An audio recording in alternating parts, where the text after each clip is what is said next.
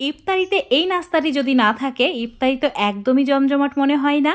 মাত্র 10 মিনিটের মধ্যে তৈরি করে নিতে পারবে এই দারুণ সুস্বাদু নাস্তাটি তৈরি করার জন্য লাগবে ডাল। তো আমি এখানে খেসারির ডাল নিয়েছি। তোমরা কি নামে এই ডালটা চেনো আমার জানা নেই, কিন্তু আমাদের গ্রামের দিকে এটা খেসারির ডাল নামেই চেনে সবাই, আর সেটাই আমি ছোট থেকে কিন্তু বলি। তো এখানে তোমরা খেসারির ডালের পরিবর্তে মসুর ডাল দিয়েও করতে পারো, কিন্তু খেসারির ডালে বেশি ভালো হয় খেতে। আর এখানে প্রায় 50 গ্রাম মতো খেসারির ডাল আছে, সেটা জলের মধ্যে ঢেলে দেওয়ার পর ভালো করে মিশিয়ে নিতে হবে যাতে সমস্ত ডাল ভালো করে ভিজে যায়।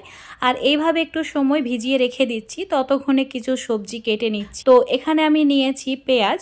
তো পেঁয়াজটা একটু ছোট ছোট টুকরো করে কেটে নিতে হবে, মানে যে পরিমাণে তৈরি করবে সেই হিসাব করে পেঁয়াজ বা অন্যান্য সবজি নিতে হবে। আর নিয়েছি ক্যাপসিকাম। এমনটা কথা নয় যে আমি যে সবজিগুলো ইউজ করেছি সেগুলোই তোমাদেরকে দিতে হবে, নিজেদের পছন্দ মতো কোনো সবজি দিতেও পারো আবার না দিতেও পারো।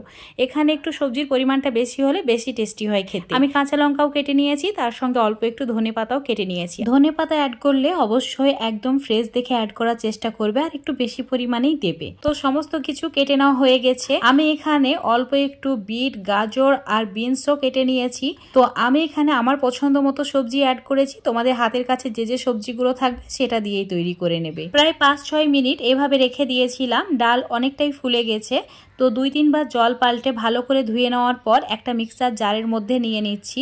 তোমরা চাইলে শিল নোড়া দিয়েও বেটে নিতে পারো। ডাল পেস্ট করার সময় সামান্য পরিমাণে জল অ্যাড করতে হবে, বেশি পরিমাণে জল অ্যাড করলে একদমই ভালো হবে না। তো আমি 3-4 চামচ মতো জল অ্যাড করেছি, তারপর ঠিক এইরকম মসৃণ একটা পেস্ট তৈরি করে নিয়েছি। এবার এই ডাল বাটা সবজির মধ্যে অ্যাড করে দিতে হবে। সমস্ত ডাল বাটাই আমি সবজির মধ্যে অ্যাড করে দিয়েছি।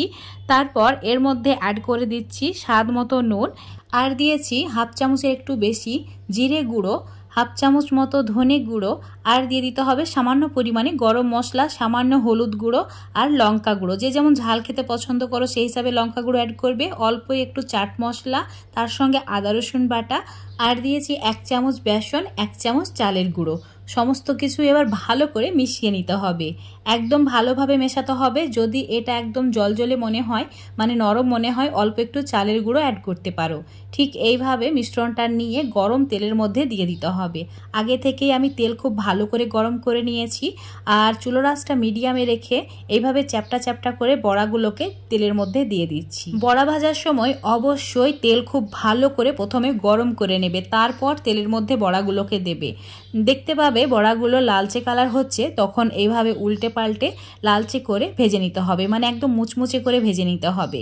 তো এই বড়াগুলো যত মুচমুচে করে ভাজা হবে তত বেশি টেস্টি হয় খেতে। ডালের বড়া তোমরা কিভাবে তৈরি করো সেটা হয়তো আমার জানা নেই, কিন্তু একবার আমার রেসিপিটা ফলো করে, মানে বিভিন্ন ধরনের সবজি দিয়ে ডালের বড়া তৈরি করে খেয়ে দেখবে কি যে ভালো লাগে খেতে।